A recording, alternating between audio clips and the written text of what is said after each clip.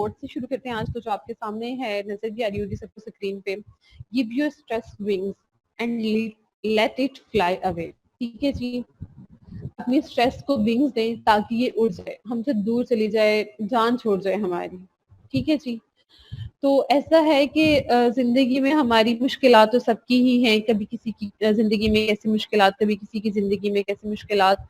तो हमें उसे मैनेज करना सीखना है, और चूंकि हम लोग यहाँ बैठे ही इस वजह से हैं कि हम उससे मैनेज कर सकें, तो हम इंशाल्लाह उसे मैनेज भी करेंगे। ठीक है जी। तो आते हैं स्ट्रेस मैनेजमेंट की तरफ। अच्छा, आज हम लोग थोड़ा ज्यादा पढ़ेंगे क्योंकि बहुत सारी स्लाइड्स ऐसी हैं, बहुत सारी काम अभी चीजें ऐसी हैं, टिप्स ऐसी हैं, हमने बिल्कुल नहीं पढ़ा हुआ। अच्छा, स्ट्रेस मैनेजमेंट में आपको पढ़ाऊंगी वर्क प्लेस पे। वर्क प्लेस में स्ट्रेस पढ़ाने का मकसद ये है कि हम लोगों ने नेक्स्ट इस लेवल से निकल के, अपने स्टडी वाले लेवल से निकल के हम लोगों ने आगे जाना है जॉब पे। ठीक है। जब हम जॉब पे जाते हैं तो हमारे पास आगे पीछे दाएं बाएं बहुत सारे स्ट्रेसेस होते हैं। इवन हमारे कोलीग्स इटसेल्फ एक स्ट्रेस बने होते हैं हमारे लिए। कोलीग्स हैं, मतलब हर चीज ही ना इस तरह से हमें कर रही होती है, डिस्टर्ब कर रही होती है। तो इन सारी चीजों से बचने के लिए हमने एडवांस में ही स्ट्रेस पढ़ लेना है। कुछ लोग ऐसे हैं जो जॉब कर भी रहे हैं, कुछ ऐसे हैं जो फ्यूचर में इंशाल्लाह करेंगे, कुछ ऐसे हैं जिन्हें ऑलरेडी एक्सपीरियंस है या वो अब जॉब छोड़ के किसी और साइड पे जा चुके हैं, मतलब अपना बिजनेस वगैरह। लेकिन किसी टाइप का भी आपका बिजनेस है, आप किसी भी सेटिंग में वर्क कर रहे हैं, किसी तरह की भी आपकी वर्क प्लेस है, स्ट्रेस तो हर जगह होगी। इवन मैं बात करती हूँ कि अगर आप आपका बॉस नहीं है, तो ज्यादा मोस्टली ये सुना जाता है ना कि बॉस ऐसे हैं, बॉस की वजह से स्ट्रेस हो रही है या बॉस की स्ट्रेस है। तो अगर बॉस नहीं भी है ना हमारी लाइफ में, हम खुद बॉस हैं, तो आपको पता है वो वाला जो बर्डन होता है ना हमारे सर पे, वो और भी ज्यादा होता है। बॉस के आप इट सेल्फ बॉस हैं। आप किसी के अंडर काम कर रहे हैं ना, आपको पता है भाई ये आपको काम दिया गया, ये आपको डेडलाइन दी गई है, आपने इसके मुताबिक ये काम करके आपने दे देना है। ठीक है जी, जान छूटनी है हस्कम जहां तक। लेकिन इसमें क्या है, जब आप इट्स बॉस होते हो तो आपको बहुत सारी चीजों को मैनेज करना होता है, फाइनेंशियल इश्यूज देखने होते हैं। आपने आपके अंडर सुपरवाइज जिन्हें कर रहे हैं आपने उन्हें देखना होता है, आप अपनी टीम को मैनेज करना होता है, आपने जितनी भी मतलब आपके इर्द गिर्द अपनी ऑर्गेनाइजेशन के एक्सपेंसेस हैं, एक्सपेंडिचर्स हैं, हर चीज को मैनेज करना है और अपने साथ साथ लेके चलना है। ठीक है जी। तो वहाँ स्ट्रेस का लेवल और भी ज्यादा हो जाता है। इसके अलावा स्ट्रेस को मैनेज करने के लिए आपने ये देखना है कि जब आप जॉब पे जाते हो ना, वो स्ट्रेस आपने अपने उसी ऑफिस के अंदर रखनी है। ठीक है, मतलब आप यूं समझ लो कि आप थोड़ी देर के लिए जॉब का आपका ऑफिस है ना, वो एक जगह है, एक बॉक्स है, एक बॉक्स है, बॉक्स जो है वो फुल ऑफ स्ट्रेस है। ठीक है, आपने उसके अंदर जाना है और आपने वहां जाके अपना काम करना है और उस स्ट्रेस को रिमूव करके एक हेल्दी इन्वायरमेंट बना के आपने उसमें से बाहर आना है। और अपने साथ उस स्ट्रेस को लेके घर नहीं आना, आपने उस स्ट्रेस को उधर ही रहने देना है और खुद अकेले बाहर आना है। इवन अपने वर्क को भी उधर ही छोड़ना है और बाहर आना है और अपनी फैमिली को टाइम देना है, अपनी डेली की लाइफ एंजॉय करना है। ठीक है जी। स्ट्रेस मैनेजमेंट की डेफिनेशन की तरफ आते हैं। ये एक प्रोग्राम है जिसमें सेट ऑफ टेक्निक्स होती हैं, सेट ऑफ गाइडलाइंस होती हैं, सेट ऑफ के जी जो हेल्प आउट करती हैं डील करने के लिए अफेक्टिवली स्ट्रेस के साथ। ठीक है जी। एनालाइज करते हैं, उन्हें देखते हैं और हम लोग कोशिश करते हैं कि हमें उन्हें पॉजिटिव वे में लेके चलें और उन्हें जितना मिनिमाइज किया जा सके अपनी लाइफ में से पॉजिटिव एक्शन के साथ उन्हें उनके इफेक्ट्स को मिनिमाइज किया जाए। ठीक है जी। उसके अलावा stress management in work place क्या है कि ये जो हमारे WHO है, उन्होंने हमें जो डेफिनेशन दी है, is the stress is the response people may have when pretended with work demands and pressure that are not matched to their knowledge and abilities and which challenges their abilities to cope. ठीक है जी। Definition सबको समझ आ गई है, definition आपके सामने है, आप डेफिनेशन देख लें। ठीक है जी। उसके बाद क्या है कि स्ट्रेस जो होती है ये अकेली नहीं होती वर्क प्लेस पे। ठीक है, मतलब अगर ये आप बॉक्स में हैं, आप बॉक्स के अंदर रह के आप उस स्ट्रेस को इतना स्ट्रेस आप पे प्रेशराइज करी होती है, आपके ब्रेन को, आपकी मेंटल हेल्थ को इतना प्रेशराइज करी होती है कि उस स्ट्रेस की वजह से आपकी जो डेली की एक्टिविटीज हैं, आपकी जो ओवरऑल प्रोडक्टिविटी है, आपकी जो होम लाइफ है, आपके जो रिलेशनशिप्स हैं, आपकी पर्सनल लाइफ जो होती है वो भी स्ट्रेस। यूनिवर्सिटी थी नहीं है, इन्होंने एक रिसर्च की जिससे इन्हें पता चला कि 70% ओवर से ज्यादा जो एक्सीडेंट हैं स्ट्रेस की वजह से हो रहे हैं। ठीक है, वर्क प्लेस पे होते हैं। एब्सेंटिज्म कितनी हो रही है? 50% एब्सेंटिज्म होती है और उस पे कॉस्ट कितनी आ रही है, इस स्ट्रेस की वजह से क्या कुछ फेस करना पड़ रहा है, जितने भी प्रॉब्लम, जितने भी एक्सीडेंट, जितने भी लाइफ के लॉस के जितने भी उसमें आ रही है ना, उससे एसोसिएटेड कॉस्ट जितनी है वो 300 बिलियन डॉलर है। ठीक है, डॉलर 300 बिलियन है। उसके बाद ये आपको एक स्केच सा मैंने बना दिया है, वो आपके सामने आ रहा हो, तो उसमें हैजर्ड्स बताए हुए हैं, साइकोलॉजिकल रिस्क हैजर्ड्स हैं, उसमें कैरेक्टरिस्टिक्स हैं, वर्क रिलेटेड साइकोलॉजिकल स्ट्रेस है। ठीक है, जो organisational management of psychological hazards हैं, उसमें leadership, commitment, support and priority की बात की गई है। ठीक है जी, सिस्टम ट्रेनिंग एंड रिसोर्सेज हैं और एम्प्लॉय पार्टिसिपेशन है। साइकोलॉजिकल रिस्क हैजर्ड्स कौन कौन से हैं, उनमें जॉब कंटेंट, कि जॉब का कंटेंट कैसा है, उसकी वजह से आपको स्ट्रेस होती है। मतलब आपने सब जाके देखा है, फर्स्ट आप जब जॉब के लिए जाते हो, आप इंटरव्यू लिया जाता है, आपसे सब कुछ पूछा जाता है, उसके बाद आपके सामने एक रख दिया जाता है, एक पेपर रख दिया जाता है जिसमें उनके रूल्स एंड रेगुलेशंस होती हैं, उनकी एक्टिविटीज होती हैं, जिस तरह का उन्होंने आपसे काम लेने हैं वो सारा होता है। अब वो कंटेंट जब देखते हो ना, एक स्ट्रेस की लहर दौड़ती है आपके माइंड को ठक करके आपको समझ ही नहीं आती कि पता नहीं ये क्या है। फर्स्ट डे जिस दिन मैं जॉब करने गई थी, मैंने पढ़ के गई थी, लेकिन मुझे ऑटिज्म का एक लफ्ज नहीं पता था। इवन मुझे ऑटिज्म डिसऑर्डर में घर से पढ़ के गई थी कि चले मुझे इंटरव्यू में ऑटिज्म सेंटर में जा रही हूँ तो ये मेरे से पूछा जाएगा। लेकिन आप बिलीव करो, मुझे तब तक नहीं पता था कि इन बातों का क्या क्या मतलब होता है, जब तक जाके मैंने उनमें काम नहीं किया था, ऑटिज्म को डील नहीं किया था। ठीक है जी, इस तरह से होता है। जब आप जॉब का कंटेंट देखते हो ना, आप एकदम स्ट्रेस आउट हो जाते हो, यार ये क्या, ये कर सकती हूँ या नहीं, ये क्या होगा। जिस बंदे ने मेरे से इंटरव्यू लिया था उसने कहा था कि आप कर सकते हो, क्या आप कर लोगे ये चीज। इस तरह से बच्चे होते हैं, इस तरह से डिफिकल्टीज आती हैं, मार भी पड़ती है, डांट बॉस की तो डांट ऑब्वियसली लाइफ टाइम आपके साथ होती है ना। बच्चों से, हमारे जो बच्चे होते हैं वो किस तरह से आपको बगैर कोई रेड फ्लैग दिए आपके पास आपको अटैक कर सकते हैं। मतलब इस तरह की प्रॉब्लम्स उन्होंने मेरे सामने रखी और मैं देख के लाइक अच्छा यहाँ भी आनी पड़ेगी, बाल भी खिंचवाने पड़ेंगे और ये भी होगा। ऑब्वियसली ये चलता ही है सारा कुछ, स्पेशली इसके साथ जब आप काम कर रहे होते हो। ठीक है जी, ये इस तरह के हैजर्ड जब आपके सामने आपके जॉब कंटेंट रखा जाता है तो आपको फेस करना पड़ते हैं। लेकिन उन्हें देखे हमने एकदम से परेशान नहीं होना, क्योंकि वक्त के साथ साथ इंसान की लर्निंग हो जाती है, इंसान लर्न कर लेता है। आप एक दिन में नहीं सीखते, 5 दिन में नहीं सीखते, हफ्ता नहीं लगता, आज की कंटिन्यूसली आपकी लर्निंग जो है चलती रहती है। वक्त के साथ साथ आप मैनेज करना सीख जाते हो।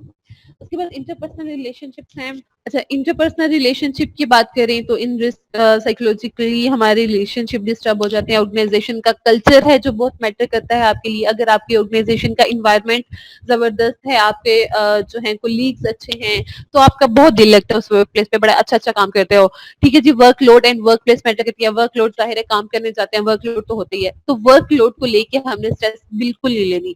वर्क प्लेस ऐसी जगह है जहाँ पे स्ट्रेसर तो ऑब्वियसली आने ही आने हैं, लेकिन उन स्ट्रेस को डील किस तरह से करना है, उनको मैनेज किस तरह से करना है, ये हम पे होता है। ठीक है जी, मैं इसके लिए आपको टिप्स भी दूंगी। हम हेल्थी इन्वायरमेंट भी पढ़ेंगे, जो बॉस है हम या जो हमारे प्रेसिडेंट है हम उन्हें भी बताएंगे कि आपने किस तरह से अपनी टीम को लेके चलना है, टीम मैनेजमेंट क्या होती है, इस चीज को भी। ठीक है जी, work schedule, control, role in organisation, career development, homework interference, ये वो वाला होमवर्क नहीं है जो मैं आपको देती हूँ। ये इंटरफेरेंस होमवर्क वो है कि मतलब जब हम अपने घर अपना काम उठा के अपना लैपटॉप का जो होता है ना, ये स्ट्रेस का बुलंदा होते हैं, उसे उठा के अपने साथ ले जाते हैं और घर में भी बैठ के ही काम करते रहते हैं, काम करते रहते हैं। मेरी सुपरवाइजर बहुत अच्छी है, मैं संडे सैटरडे को उन्हें कोई वर्क से रिलेटेड मैसेज करूँ ना, या मैं 4 बजे के बाद उन्हें मैसेज करूँ ना, ये काम मुझे नहीं समझ आ रहा तो मुझे थोड़ा सा गाइड करें, तो मुझे पता है क्या कहती है, समझ तुम्हारे घर वाले कहते होंगे हम पता नहीं तुमसे कितना काम लेते हैं, मंडे को बात करेंगे। उन्हें बताती हूँ मेरी 2 बजे तक मंडे को डेडलाइन है या जो भी है, तो मुझे ये काम करना है। तो कहती कोई बात नहीं समझ, तुम इससे थोड़ा ज्यादा टाइम ले लेना, लेकिन फिलहाल तुम सैटरडे संडे को तुमने बिल्कुल भी ये काम नहीं करना, ऑफिस वर्क नहीं करना, तो तुम रेस्ट मारो। तो मैं चाहती हूँ कि मतलब आपके सुपरवाइजर की डीलिंग आपके साथ इस तरह से होनी चाहिए कि आपको वो इतनी स्पेस दे। क्या होगा कि अगर आप डेडलाइन 1 घंटा सबमिट लेट करवाओगे, या आपका बॉस है वो आपको अलाउ कर देगा कि ठीक है भाई आप उस 1.5 घंटा अलहदा सबमिट करा देना। अब उनका 1 1.5 घंटा मुझे एक्स्ट्रा देने से मेरे पूरे 2 दिन बच गए। ठीक है जी, मुझे पता था जब वो सुबह मॉर्निंग में 10 बजे आएंगी, मीटिंग हमारी होगी, तो उन्होंने मुझे सारी ब्रीफिंग दे देनी है, जहां जहां मुझे प्रॉब्लम आ रही है मैंने 2 मिनट में काम करके मैं उन्हें वापस कर देना है। ठीक है जी, मैंने सबमिट करा देना है। मसला खत्म। अगर वो मुझे कहती कि अब तुम्हें समझ नहीं आई, ये हो गया, मैंने इतनी दफा ब्रीफिंग दी है, ये है वो ऐसे, तो वो मेरी जो वीकेंड भी होना था ना, वो भी मेरा बहुत खराब गुजरना था, मेरा वीकेंड भी खराब गुजरा। मैंने मेंटली भी इतने प्रेशराइज हुआ होना था कि मंडे को जो उन्होंने मुझे समझाना था, मुझे उसकी भी समझ नहीं आनी थी। और उसके अलावा क्या होना था, आहिस्ता आहिस्ता करके ये चीज बर्नआउट की तरफ चली जानी थी। ठीक है जी। इस तरह से कहते हैं कि अपनी मैनेजमेंट स्किल्स हमारे जो है बॉस वगैरह या हमारी सुपरवाइजर, उनके इतने जबरदस्त होने चाहिए कि उन्हें पता होना चाहिए कि उन्होंने अपने अपने क्लाइंट के साथ, अपने जो भी उनके अंडर काम कर रहे हैं एम्प्लॉयज जो हैं, उनके साथ उन्होंने की डीलिंग किस तरह से होनी चाहिए। ठीक है जी। आगे आ जाते हैं individual worker characteristics towards managing stress. ठीक है जी। रेजिलियंसी है, सेल्फ एफिकेसी है, कोपिंग है। ये करेक्टरिस्टिक है इंडिविजुअल वर्कर के और जो मस्ट होने चाहिए हम सब में। अच्छा, कोपिंग की हमने स्ट्रेटजीज जो पढ़ी हैं उनमें देखो आप, अगर हम सिर्फ और कुछ नहीं, ज्यादा से ज्यादा हम हेल्दी फूड की ही बात कर लें, तो हेल्दी फूड जब हम लेके जाते हैं ना, तो हम जैसे एक ब्रेकफास्ट है ना, अगर आप ब्रेकफास्ट करके जाओगे ना, तो आपका दिन वैसे ही बहुत अच्छा गुजरेगा। ठीक है, एक अच्छा सा पराठा खाओ, साथ डायरी की कोई आइटम ले लो, दूध ले लो, दही ले लो, लस्सी पी लो, मतलब एनीथिंग ना, कोई भी आप यूज कर सकते हो, चाय ले लो, कुछ भी आप लो, तो उस चीज से वैसे ही आपकी ना आप फ्रेश होते हो, तो आप वैसे ही जरा बहुत अच्छे वाला जाके प्रेजेंट करते हो। अगर आप इसके साथ आप एक एक्सरसाइज इन्वॉल्व कर लो, तो अब देखो आपकी वो जो लेजीनेस होती है ना, वो खत्म हो जाती है। दो चीजें तो आपकी एट ए टाइम खत्म होगी ना, ये दो काम करने से। तीसरा, अगर आप उसमें अपनी फजर की नमाज भी ऐड कर लो, तो वो तो बस फिर मतलब बॉम्ब भी बन जाएगो ना आप, बन जाओगे, क्या बोलेंगे, बन जाएंगे ना आप, कि मतलब जबरदस्त एवरीथिंग इतनी परफेक्ट हो जाएगी। नमाज भी पढ़ ली, एक्सरसाइज भी कर लिए, नाश्ता भी कर लिए, अब तो आप सारा दिन गोली की तरह तैयार हो, कोई जरूरत ही नहीं है आपको मतलब कुछ भी एक्स्ट्रा करने की। ठीक है जी। तो अपने आप को इस तरह से अपनी कोपिंग स्ट्रेटजीज को साथ लेके चलें इंशाल्लाह जॉब में भी। और ये चीजें तो हम अगर स्टूडेंट हैं, हम यूनिवर्सिटीज में जा रहे हैं, तो ये चीजें तभी हमारे लिए बहुत मैटर करती हैं। वर्क रिलेटेड साइकोलॉजिकल स्ट्रेसेस की डेफिनेशन हमने पीछे भी पढ़ी है। ठीक है जी। लॉन्ग टर्म कॉन्सिक्वेंसेस क्या है कि employ psychological and physical health में डिप्रेशन, एंजाइटी, कार्डियोवैस्कुलर डिजीजेज, जो हार्ट की डिजीजेज होती हैं, वो भी एड अप हो जाती हैं। अच्छा जी, नेक्स्ट पे आ जाते हैं हम लोग, symptoms of workplace stress. Symptoms वही हैं कि मतलब फिजिकली क्या होती हैं, कॉग्निटिवली क्या होती हैं और इमोशनली क्या होती हैं। अगर फिजिकली हम देखा जाए तो हेडेक सबसे पहले वाली, सबसे कंपल्सरी। ठीक है जी। स्टमक डिस्टर्ब हो जाता है, पेन शुरू हो जाती है, फिटीक हो जाती है, ईटिंग एंड स्लीपिंग डिस्टर्बेंस आ जाती है। ठीक है जी। उसके बाद अगर हम कॉग्निटिवली देखते हैं, तो हम कंसंट्रेट नहीं कर पाते, डिसीजन मेकिंग में प्रॉब्लम आ जाती है, थिंकिंग में आ जाती है, रिमेम्बरिंग में आ जाती है। एक बच्चे की कल मेरे से बात हो रही थी, वो कह रहे थे कि उनकी मेमोरी में अब इतनी उन्होंने स्ट्रेस ली हुई है, इतनी उन्होंने स्ट्रेस ली हुई है कि उनकी स्पेलिंग मिस्टेक्स आ गई हैं, होनी शुरू हो गई हैं। ठीक है जी। अब उन्होंने तो नहीं बताया कि ये सब कुछ उनके स्ट्रेस की वजह से हो रहा है, उन्होंने कहा कि उन्हें स्पेलिंग मिस्टेक्स आ रही है। अब उनकी जो स्पेलिंग मिस्टेक्स है ना, ये इनकी स्ट्रेस है, जो स्ट्रेस उनकी मेमोरी को डिस्टर्ब कर रही है। ठीक है, जो उनकी मेमोरी पे इफेक्ट होती है। अच्छा, आपने देखा होगा कि जब आप रिएक्टिव थिंकिंग करते हो या ओवर थिंक करते हो किसी भी स्पेलिंग को लेके ना, इवन वीक है ना, वीक, आप सोचो अच्छा इसके वीक की स्पेलिंग डब्ल्यू डबल ई के वीक था या डब्ल्यू ई ए के वीक था, आप सोचते हो। अच्छा, आप कहते हो नहीं नहीं, डब्ल्यू ई ए के वीक जो होता है वो कमजोर होता है और डब्ल्यू डब्ल्यू के वीक क्या होता है, हफ्ता होता है। अच्छा जी, आप इस पे ही सोचना शुरू, नहीं नहीं ये तो वो होता है, नहीं तो ये तो वो होता है, मतलब आपने 1 घंटा इसी चीज पे गुजार दिया है, आपने इतना बर्डनाइज कर दिया, इतना प्रेशराइज कर दिया कि आपको अब इन स्पेलिंग्स में डिफरेंस जो था ना, जो आपको पता भी था, वो आपको भूल जाता है। अक्सर कहते होते हैं ना कि जब आप पेपर सोल्व कर रहे हो तो सबसे पहले आपको एमसीक्यूज देखते जो आपके माइंड में आता है वही ठीक होता है। जब आप उसको बहुत बहुत ज्यादा सोचना शुरू करते हैं, ये ओवर थिंकिंग जो है ना, ये आपकी मेमोरी को भी अफेक्ट करती है। इस चीज को याद रखते हैं, ये आपकी मेमोरी को भी इफेक्ट करती है। तो जैसे जैसे आपकी मेमोरी को स्ट्रेस लेते जाओगे, आपकी मेमोरी अफेक्ट होती जाएगी, तो आप पॉजिटिविटी निकलती जाएगी, नेगेटिविटी एडअप होती जाएगी, तो ये कितनी डिस्टर्ब होगी ना। कॉग्निटिवली भी आपको डिस्टर्ब करिए, ये फिजिकली भी आपको डिस्टर्ब करिए, ये इमोशनली भी आपको डिस्टर्ब करिए। आपकी फीलिंग्स डाउन हो रही है, आप टेंस हो, इरिटेटेड हो। जब आप इरिटेटेड होते हो तो कुछ भी करने को दिल नहीं करता, कुछ भी खाने को दिल नहीं करता, किसी से भी बात करने को दिल नहीं करता, रिलेशनशिप्स आपके आपसे दूर होते जाते हैं। आपका वर्क प्लेस जो है वो आपको लगती है कि पता नहीं भाई, सुबह उठना है मैंने, हाय हमने फिर जाना है, ये है वो। अच्छा, मंडे की जो फीलिंग्स होती है ना, मुझे कभी भी मंडे की ऐसी वाली फीलिंग्स नहीं है कि हाय मंडे आ गया मुझे जाना पड़ेगा, नहीं। कभी भी नहीं है, यकीन मानो।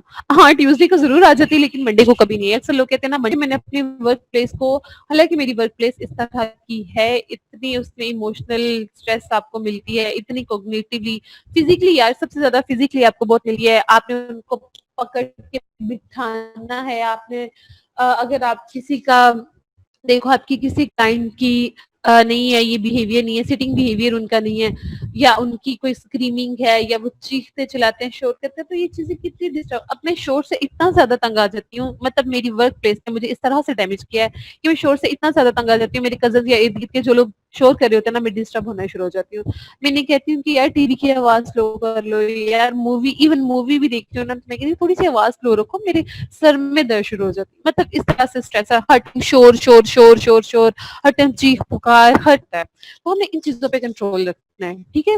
आगे जी, prevention of workplace stress है। प्रिवेंशन किस तरह से करनी है? जब ऑर्गेनाइजेशन और इंडिविजुअल जो है, एक एम्प्लॉय और एम्प्लॉयर जब दोनों मिलके काम करते हैं तो स्ट्रेस ऑटोमेटिक मैनेज हो जाती है, क्योंकि ऑर्गेनाइजेशन आपको ब्रीफिंग देती है और आप उससे काम को करते हो। तो एक हेल्दी रिलेशनशिप होता है जब दो चीजें मिलके, या एम्प्लॉय और एम्प्लॉयर हमारे एफर्ट करते हैं, तो वो ऑटोमेटिक बहुत जबरदस्त वर्क प्लेस बन जाती है। नेक्स्ट पे आ जाते हैं, हम किस तरह से, कंपनी किस तरह से मैनेज कर सकती है स्ट्रेस को। इसमें ये ढेर सारे पॉइंट्स लिखे हुए हैं, आपने इन्हें पढ़ लेना है, आपने इन्हें गौर कर लेना है और आपने इन्हें देख लेना है। ये कंपनी वालों को पढ़ानी चाहिए और इंशाल्लाह कल आप आगे जाओगे, आप अपनी कंपनी बनाओगे, अपना बिजनेस शुरू करोगे, तो ये चीजें आपको पता होंगी। फिर आप याद किया कि ना, हमारी एक टीचर होती थी मासूम थी, उन्होंने हमें बताया था, तो हमने ये चीज तब प्लान करनी। ठीक है जी। Promote, leave, rest and break. Company को क्या करना चाहिए? कंपनी को अपने एम्प्लॉयज को लीव देनी चाहिए, उन्हें रेस्ट देना चाहिए, उन्हें ब्रेक देनी चाहिए। ब्रेक इतनी इंपॉर्टेंट होती है। मैंने अक्सर जो भी, अगर हमारी कंपनी वाले हमसे कोई कंसर्न मानते हैं, तो मैं हमेशा कहती हूँ कि यार हमें एटलीस्ट और कुछ नहीं तो हम एक चाय की ब्रेक दे दिया करें। लेकिन वो भी बेचारे क्या करें यार, एक क्लाइंट के साथ एक थेरेपिस्ट भी ऑक्यूपाइड होता है, तो मतलब उसमें ब्रेक का कॉन्सेप्ट बनता ही नहीं है। जब सारे 2:30-3 बजे चले जाते हैं, सारे क्लाइंट चले जाते हैं, हम फ्री होते हैं, तब हमें ब्रेक मिलती है। सुबह 8 बजे से लेके 3 बजे तक क्लाइंट हमारे पास होते हैं, जब हमने अपना खाना भी खाना है, हमने मतलब अपने आप को रिलैक्स भी करना है, सब कुछ करना होता है ना उसमें। तो वो फिर 4 o'clock तक दोबारा हमने मतलब 3 o'clock वो जो आधे घंटे की हमें ब्रेक मिलती है, और उसके बाद हमने दोबारा अपना काम जो भी डॉक्यूमेंटेशन होती है वो करनी होती है उस आधे एक घंटे में। तो मैं कहती हूँ कि मतलब एक कम से कम और कुछ नहीं तो 10-11 बजे एक टी ब्रेक होनी चाहिए, और ज्यादा एक साथ सबको नहीं दे सकते, तो 1 by 1 अलाउ कर दें कि इस तरह से जाके हम लोग टी ब्रेक लें। लेकिन है उनकी मैनेजमेंट इफेक्ट होती है, तो ये चीजें जो है ये करनी चाहिए ऑर्गेनाइजेशन वालों को, लेकिन जाहिर है नहीं ऐड की जाती। अल्लाह करे कि आगे कोई सिस्टम ऐसा आ जाए। अच्छा जी, encourage exercise and meditation both within and outside of the work hours. Encourage करनी चाहिए exercise and meditation inside and outside hours में। इंश्योर द, अब ये नहीं करना कि एक्सरसाइज आपने वर्क आवर्स में ना एक्सरसाइज शुरू कर देनी है। मेडिटेशन मतलब डीप ब्रीथिंग कर सकते हो आप उस टाइम पे, आप और कोई छोटी मोटी वॉक कर सकते हो। तो है, चले, ensure the workload is in line with workers abilities and resource, provide stimulation and opportunities for work of use, boost workplace morale by creating opportunities for social interaction। ठीक है जी, अपॉर्चुनिटीज होनी चाहिए, सोशल इंटरेक्शन होना चाहिए। यार अगर आप एक छोटा, ज्यादा नहीं ना, तो अगर आप अपने एम्प्लॉयज के लिए एक छोटा बहुत सैटरडे संडे को ही जो आप अच्छा सा ट्रिप अरेंज कर दो, कहीं बाहर नहीं, ज्यादा दूर नहीं, उनका एक डिनर अरेंज कर दो। ऐसे छोटे छोटे काम करने से ना भी मतलब बंदों का जो है ना मोरल अप होता है, ठीक है, मोरल बढ़ता है, लोगों का क्रिएटिविटी आती है, नई नई चीजें वो देखते हैं। तो आउटडोर सेशन जो होते हैं ना, और आउटडोर जो इंटरेक्शन होती है, सोशल इंटरेक्शन जो होती है वो होती है। अगर यहाँ वर्क प्लेस पे आप, ऐसा होता है कि अगर आप किसी से दूसरे से बात कर रहे हो, या जाके आप एक तीसरे बंदे के पास बैठ गए हो ना, तो ऐसा लगता है समझते हैं आपके मैनेजमेंट का, लेकिन शायद टीम अप हुई है, यहाँ कोई टीम के खिलाफ चल रही है। नो डाउट कि टीम के खिलाफ भी कुछ चलता है, लेकिन वो भी काम का हिस्सा है भाई, उन्हें भी इतनी हिम्मत होनी चाहिए कि ये एम्प्लॉय किस चीज को बर्दाश्त कर सके। अच्छा जी, clearly set out works, roles and responsibility. ठीक है जी, रिस्पॉन्सिबिलिटीज एंड जितना भी रोल है किसी भी वर्कर का, वो क्लियरली डिफाइन होना चाहिए, क्लियरली सेट आउट होना चाहिए, ताकि उसे पता हो कि उसकी रिस्पॉन्सिबिलिटीज क्या है। पता चले कि मतलब महीना हो गया एम्प्लॉय को आपके पास आते, आज तक उसे ये नहीं पता कि उसकी डोमेन है क्या। encourage participation in decision making that affects individuals. मैंने अपनी फर्स्ट जॉब इसलिए छोड़ी थी कि मुझे लगता था अब मेरे पास वहाँ काम करने के लिए कुछ भी नहीं है, यहाँ जो भी है मैंने लर्न कर लिया है, अब मैं क्या करूंगी यहाँ रह के। मुझे 10 माह मैंने वहाँ जॉब की थी, तो वहाँ जो भी था मुझे लगता था अब मुझे सब आता है। मैं उन सबको सुपरवाइज करती थी। मैं फ्रेश ग्रेजुएट थी, मुझे भी चाहिए थी चीजें, बजाय इसकी कि मैं इन्हें सुपरवाइज करूं, मुझे एक सुपरवाइजर की जरूरत थी। मुझे सुपरवाइजर की जरूरत क्यों थी कि मैं लर्न करूंगी हूँ, मैं यहाँ बैठ के इन लोगों को सुपरवाइज करती हूँ। क्या यहाँ कुछ इनोवेशन नहीं थी, कुछ चेंजेस नहीं थी, मेरे पास भी इतना नॉलेज नहीं था उस टाइम पे कि मैं जाके आगे ब्रीफ करती। तो उस टाइम पे मुझे भी खुद जरूरत थी, तो मैंने उस जॉब को फिर मैंने अपने जो हैं हमारे हेड जो थे, मैंने उनसे बात की, मैंने कहा कि मतलब मुझे अपनी जॉब चेंज करनी है, ये अब नहीं आप नहीं जा सकती, ये वो ऐसा उन्होंने काफी कहा। लेकिन क्योंकि मुझे देखना था, आगे देखना था, मुझे मूव करना था, मुझे अपनी मजीद लर्न करना था। मतलब एक जगह पे जब आपको लगे ना कि आपका आप एक वैसे तो बात की जाती है रिसर्च के थ्रू, जो बात है कि आप 3 साल अगर आप एक ही ऑर्गेनाइजेशन में हो और आपको लग रहा है कि आपका जो है वहाँ आपकी प्रोग्रेस कोई नहीं है, आपकी तरक्की नहीं मिली, आपके बेनिफिट्स आपके नहीं मिले, आपकी जो बोनसेस हैं वो इंक्रीज हुए, तो आपको वो ऑर्गेनाइजेशन छोड़ देनी चाहिए। उस टाइम पे मुझे भी लगा कि मतलब भाई बोनसेस तो दूर की बात है, या उनके बारे में तो अभी मैंने सोचा ही नहीं था, क्योंकि मुझे वहां लर्न करने के लिए मजीद कुछ नहीं था मेरे पास, तो मैंने उसे छोड़ दिया। तो कभी कभी आपको इस तरह के भी स्टेप्स लेने पड़ते हैं, ठीक है ना। ओके जी, encourage participation in decision making that affect the individual. अच्छा, मैं ये करते करते कोई भी बात मुझे याद आती है तो मैं उसे एड अप इस वजह से कर देती हूँ कि ये ना हो मैं ये इंपॉर्टेंट पॉइंट होता है तो मैं भूल जाऊँ, उसे रिलेट हो ना हो मेरे माइंड में, जैसे भी आती है मैं आपको बता देती हूँ। एग्जाम्पल मैं हमेशा अपनी देती हूँ, क्योंकि अपनी जो है इंसान ने उस चीज से गुजरा हुआ होता है तो वो बेहतर तौर पर उसे एक्सप्लेन कर सकता है। होप सो कि आप लोगों को समझ आए। अच्छा जी, encourage participation in decision making that affect individual roles. ठीक है जी, encourage open communication. Decision making में आप एक टीम में बैठे हो, एक एज अ टीम आप काम कर रहे हो, आप पूरी क्लास को या पूरी हमारा तो ये है कि मतलब हमारे जो है माशाल्लाह थेरेपिस्ट बहुत ज्यादा हैं, तो आप एक टाइम में आप सारे थेरेपिस्ट को डिसीजन मेकिंग में इनरोल नहीं कर सकते। तो उसका होता है कि आप वहां से हर एक एक जगह से, मतलब अगर आपसे 4 से 5 आपके सेटअप हैं तो हर सेटअप में से एक एक उनका पार्टिसिपेंट ले लें जो कि आए आपके साथ डिसीजन मेकिंग में बात करें, आपके साथ उनके जो कंसर्न्स है उन्हें शेयर करें, आपके कंसर्न शो करके, जैसे एक मॉनिटर टाइप में होता है, एक ऐसा बंदा होना चाहिए। ठीक है जी, जो इनकरेज करे अपने पीछे वालों को, जो और उन्हें साथ साथ लेके चले। ठीक है, ओपन कम्युनिकेशन इसी चीज का नाम है। Establish no tolerance policies for work place discrimination. अच्छा जी, एंगेज एन एक्सटर्नल, कहाँ थी मैं, यहाँ ही थी। Establish no tolerance policies for work place discrimination, engage an external consultant to suggest a fresh approach to any existing issues, create family friendly policies to encourage work life balance and provide training for workplace stress management। ठीक है जी, आगे चलते हैं। Healthy work place कौन क्या होनी चाहिए और कौन सी होती है, ये मैंने पॉइंट साइड पे भी लिख दी हैं, आपको एक डायग्राम भी बना के दिखा दी है। ठीक है जी, get started with leadership, identify needs, tailored action, monitor and review.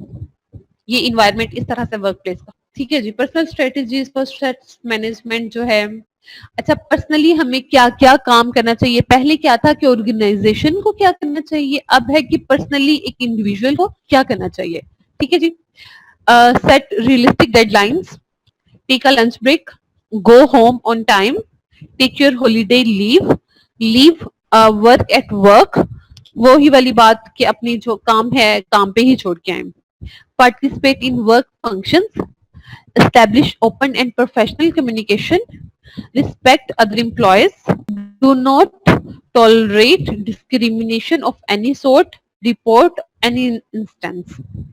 ठीक है जी, sign up for workplace training programs to develop and improve your skills। ये पर्सनल स्ट्रेटजीज हैं हमारी। If seek therapy to manage and develop skills to cope with workplace stressors and develop healthy workplace balance, creating and time for exercise। ठीक है जी, deadlines realistic होनी चाहिए, lunch break होनी चाहिए, घर टाइम पे जाना चाहिए, ऑफिस टाइम पे पहुंचना चाहिए, हॉलीडे लेनी चाहिए, काम को ऑफिस में, ऑफिस का वर्क ऑफिस पे छोड़ के आना चाहिए। ठीक है जी, फंक्शनल होना चाहिए ज्यादा से ज्यादा, अगर जो है उनकी रिस्पेक्ट करनी चाहिए, प्रोफेशनल कम्युनिकेशन होना चाहिए, एक ओपन कम्युनिकेशन होना चाहिए। उसके बाद क्या है, टॉलरेट होना चाहिए discrimination, do not tolerate discrimination of any sort, यानी किसी भी तरह की जो डिस्क्रिमिनेशन है उन्हें टॉलरेट नहीं करना चाहिए, उसके लिए रिपोर्ट करनी चाहिए या कुछ ऐसा जो भी वहाँ पे अवेलेबल हो। ट्रेनिंग प्रोग्राम होने चाहिए, अपने स्किल्स को इम्प्रूव करने चाहिए। अगर कोई मसला बन जाता है, स्ट्रेस है, तो थेरेपी लेनी चाहिए, अपने आप को मैनेज चाहिए, स्ट्रेस को मैनेज करना चाहिए। इस तरह से एक हेल्दी लाइफ, बैलेंस वाली लाइफ होनी चाहिए आपकी, ठीक है जी।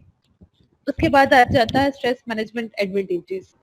ये एडवांटेजेस जो है ऑर्गेनाइजेशन और एम्प्लॉय दोनों क्या चाहते हैं। अच्छा जी, टू द ऑर्गेनाइजेशन क्या है, एक well managed healthy and safely programme, ठीक है जी। उसके अलावा this occurs due to inflation in our bodies caused by ketamine, ठीक है, ये हो गया। आगे आ जाते हैं जी। स्ट्रेस ये मजे की चीज है, जो टिप्स होती हैं, कीप ए पॉजिटिव एटीट्यूड, ठीक है जी। हमें एटीट्यूड फर्स्ट डे से मैं बात कर रही हूँ कि हमने अपना एटीट्यूड, अपनी थिंकिंग, अपने बिहेवियर पॉजिटिव रखने हैं। जितना ज्यादा पॉजिटिव रखोगे उतनी अच्छी मेंटल हेल्थ रहेगी आपकी। Accept that there are events that you cannot control. Be assertive instead of aggressive. Assert your feelings, opinions, beliefs instead of becoming angry, defensive, or passive. Learn and practice relaxation technique. Try meditation. Try yoga. Try panorama yoga, etc. ठीक है जी। Exercise regularly में क्या जाता है, your body can fight stress better when it is, okay जी। Next क्या जाता है, learn to manage your time more effectively, set limits appropriately, and learn to say no to request, ठीक है जी। that would create excessive stress in your life. Make time of hobbies, interest and relaxation. अच्छा, hobbies पे हम लोगों ने बात नहीं की ना, हम लोगों ने नहीं देखा कि हमारी किस किस तरह की हॉबीज, लेकिन ये हमारी आर्ट, ये जितनी भी सारी एक्टिविटीज हैं ये हमारी हॉबीज हैं। कुछ लोग हॉबीज को इस तरह से लेते हैं कि मतलब कॉइन कलेक्ट कर लेते हैं, टिकट्स कलेक्टिंग होती है, किसी की हॉबीज ट्रैवल होती है, किसी की हॉबीज, लेकिन आजकल तो हम सबकी हॉबीज जो है ना, ये हमारी स्क्रीन टाइम बनता जा रहा है, जिसकी मैं बार बार बात करती हूँ यार। इस टाइप की हॉबीज से निकलो, इस तरह की हॉबीज लेके आओ। आजकल कुरान पाक को अपनी हॉबी बनाओ, आजकल क्या थ्रू टाइम अपनी कुरान पाक को हॉबीज बनाओ। कुरान पाक के बारे में क्या है कि रमजानुल मुबारक में नबी पाक सल्लल्लाहु अलैहि वसल्लम बाकी सारे जितने भी वो करते होते थे ना जिक्र अज़कार, वो बंद कर देते थे और वो कुरान पाक पे अपना फोकस करते थे। तो एक कुछ नहीं ना, कुछ भी ना कर पाओ तो एक एटलीस्ट एक कुरान पाक एक रमजान में खत्म कर लिया करो। रोज का 100 पारा तो आप मैनेज कर ही सकते हो ना यार, इतना लंबा दिन होता है, रोजा रखा होता है, करने के लिए कुछ नहीं होता। आजकल तो आप ऐसे भी घर हो तो 100 पारा लाजमी पढ़ लिया करो, ठीक है जी। Get encourage and rest and sleep, your body needs time to recover, ठीक है जी। To recover from stressful events, अपनी बॉडी को टाइम दो कि वो रिकवर करे आपके स्ट्रेसफुल इवेंट्स को।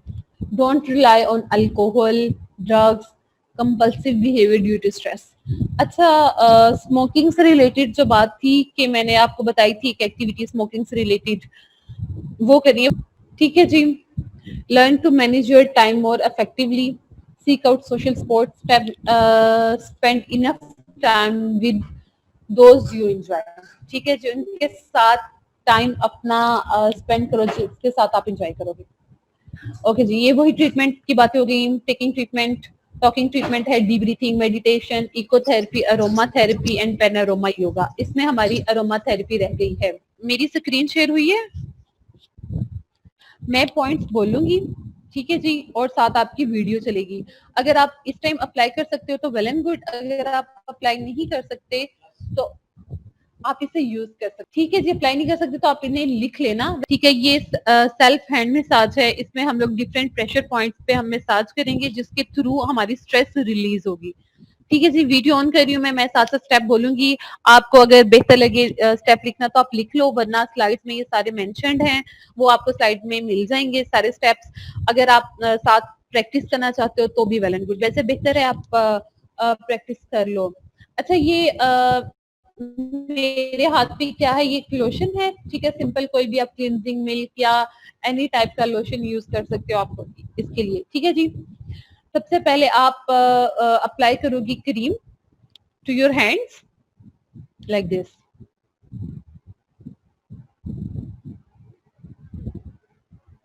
ठीक है जी, फिर अपने अपने हैंड को रब करना है। अच्छा, रब करने से क्या होगा कि ये सर्कुलेशन जो है ना, ये होगी, ब्लड की सर्कुलेशन होगी, और ये सर्कुलेशन प्रमोट होगी आपके मसल्स को।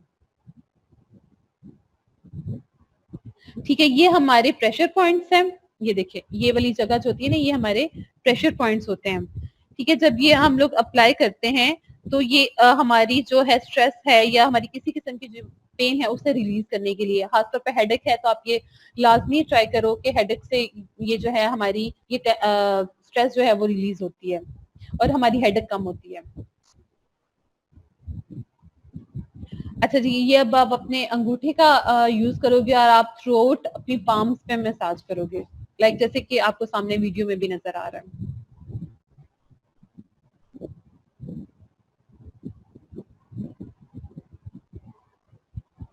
अच्छा जी, नेक्स्ट क्या है कि पिंच करोगे, इस तरह से ये पिंच करोगे आप वन बाय वन अपने फिंगर्स को, थंब को, सारे सेकंड हैंड के साथ।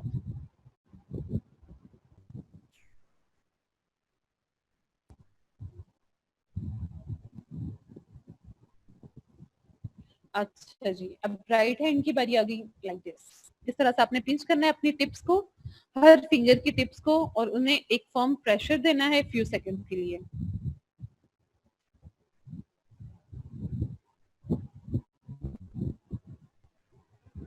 ओके जी, अब रिपीट करें।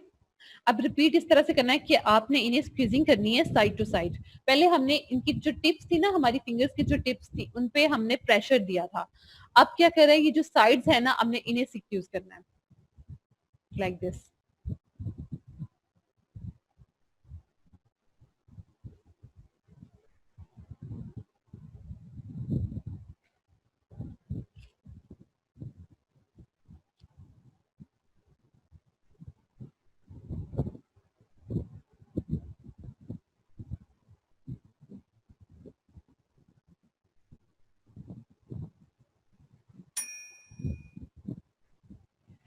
ठीक है जी, उसके बाद ये आपने रब करना है फिंगर को, टॉप एंड बॉटम। टॉप से स्टार्ट करना और आपने बॉटम तक जाना है अपने। पहले आप थंब से स्टार्ट करोगे, आप नेक्स्ट फिंगर पे आओगे, आप बॉटम से स्टार्ट कर रहे हो, आप टॉप से स्टार्ट कर रहे हो, लेकिन ऊपर से नीचे और नीचे से ऊपर आपने इस तरह रब करते हुए जाना है।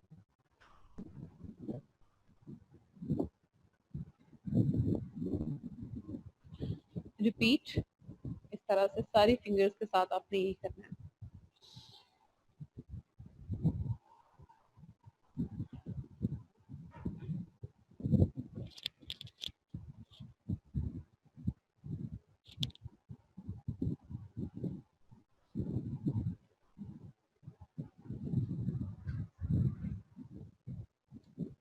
ठीक है जी, समझ आ रही है सबको?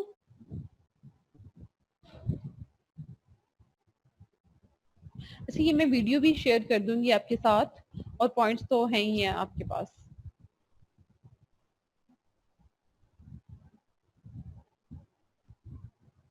ठीक है जी, जबरदस्त, समझ आ रही है सबको?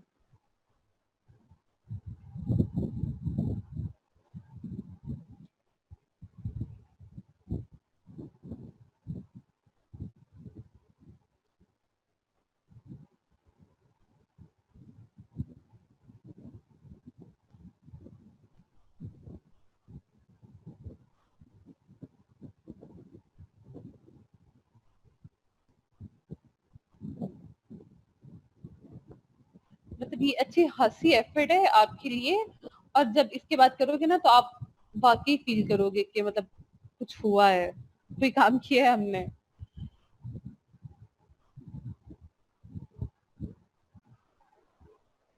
अच्छा जी, ये जो आपकी इनर है,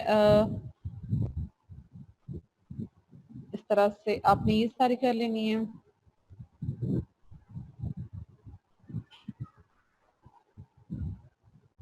अच्छा, ये जो आपके हाथ के ऊपर वाली साइड होती है ना, ये करती है। अच्छा, ये रिस्ट आ गई आपकी,